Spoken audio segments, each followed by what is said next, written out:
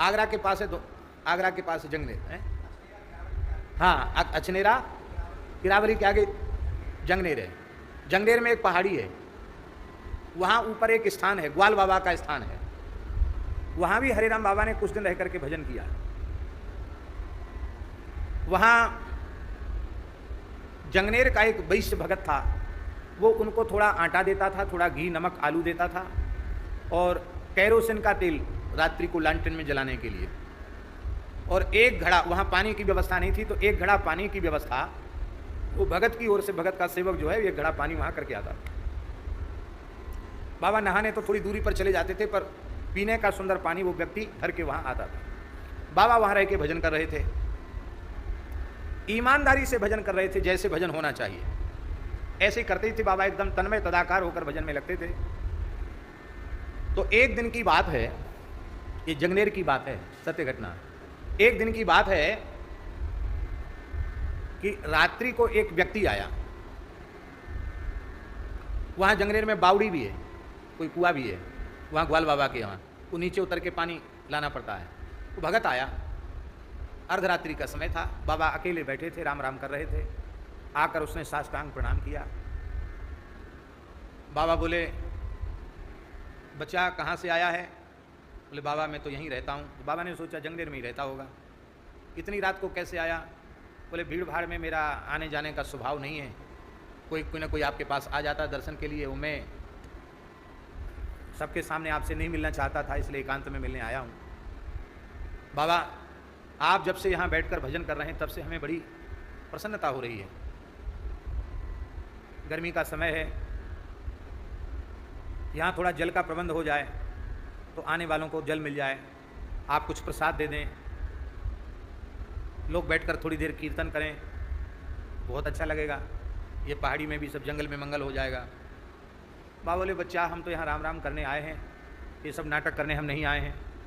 हम किसको तो मांगेंगे, कहाँ से पानी भरेंगे, हम माला फेरेंगे कि लोगों को पानी पिलाएंगे? इसलिए ये परमार्थ की शिक्षा हमको मत दो। वो आग्रह करने लग गया। तो बाबा बोले, तेरा ज़्यादा मन है तो तुम व्यवस्था बना लो।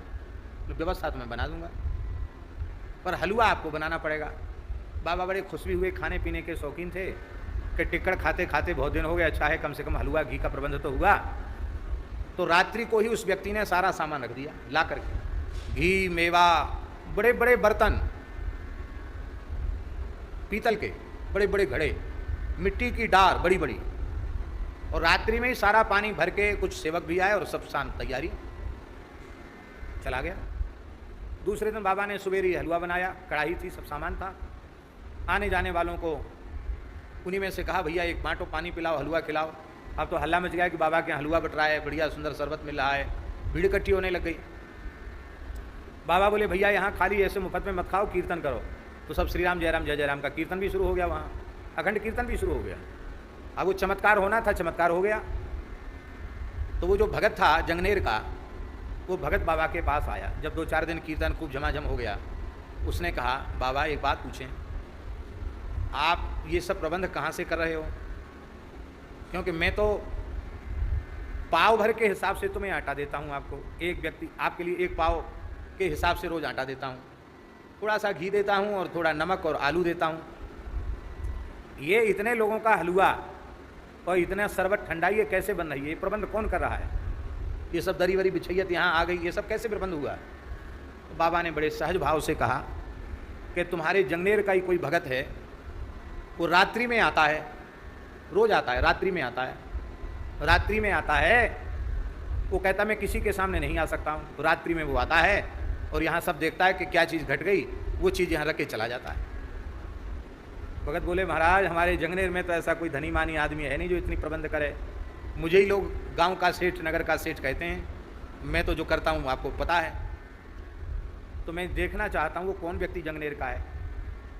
तो एक दिन वो भगत जो था वहाँ छिप के बैठ गया दूर में, और वो ठीक अर्धरात्रि के समय वो व्यक्ति आया, आकर के बाबा को साष्टांग प्रणाम किया और थोड़े रूखे स्वर में कहा कि बाबा मैंने आपसे पहले ही कहा था कि मैं किसी के सामने मिल नहीं सकता, पर आपने इस व्यक्ति को बिठा लिया, ये ठीक नहीं है।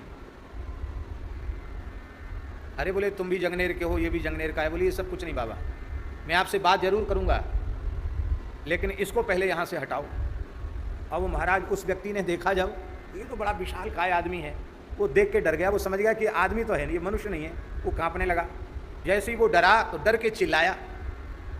तो उस व्यक्ति ने क्या किया, उसको ऐसे पकड़ा, ऐसे ऐसे पकड़ लिया। इतनी बड़ी मुट्ठी महाराज उसको पकड़ लिया ऐसे, और ऐसे पकड़ के पहाड़ी से ही इतना लंबा हाथ किया कि उठाकर नीचे रख दिया उसको। उतरा नहीं वहां से, ऐसे पकड़ के उठा के ऊपर से नीचे रख दिया। अब बाबा भी डर गए, ये कोई आदमी नहीं है। बाबा बोले, बच्चा तू कौन है भगत, तू सच्ची सच्ची बात बता, तू कौन है। उसने कहा, बाबा आप मत डरो, मैं भी यक्ष हूं। इसी पहाड़ी में धन की सुरक्षा में मैं यहाँ रहता हूँ। ग्वाल बाबा बड़े सिद्ध पुरुष हुए, मैं यहाँ रहता हूँ, और मुझे आदेश था कि एक अच्छे संत यहाँ भजन कर रहे हैं, उनकी सब तरह से सेवा करना। तो मैं सेवा करने आता हूँ, मेरा कोई स्वार्थ नहीं है। कहाँ रहता बच्चा तू यहाँ? बोले, इस बावड़ी में रहता हूँ। विचित्र घटनाएं सुनाते थे महाराज, क्या हम तो उनके साथ ही रहते थे ना, तो सब घटनाएं सुनाते थे। तो बोले, बाबा बोले हमको साथ लेके गया और हमको ऐसे गोद में लिया उसने, वो बावड़ी में कूद गया। वो बावड़ी में कूद गया, और कहते कूदते ही मैं तो डरा कि अब मरा मैं, और कूदते ही एक महल में पहुंच गया। वहाँ बड़ा सुंदर भवन था, उसकी पत्नी थी, बच्चे थे, सब पूरा सुंदर उसका महल मकान था। चरण धोए, उसने पूजन वगैरह किया, और फिर बाबा को अपने स्थान पर पहुंचाया। बाबा ने उसी रात्रि वहाँ से प्रस्थान करने का निश्चय किया। बाबा उतर के जैसे ही पहाड़ी के नीचे आए, फिर वो आ गया। बोले, बाबा गलती हो गई क्या हमसे?